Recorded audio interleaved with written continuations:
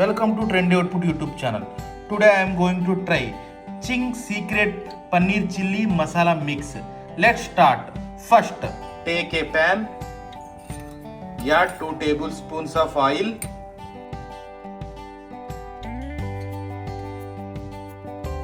After heating the oil, add 200 grams of paneer cubes.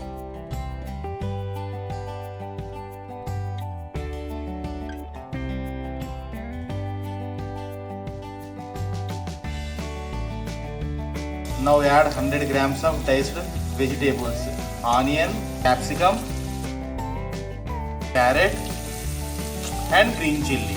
Fry it well for 2 to 3 minutes. Now take 300 ml of water. Now add Ching's Secret Paneer Chilli Masala mix. Mix it well. Veggies got cooked. Now add masala mixer and stir well.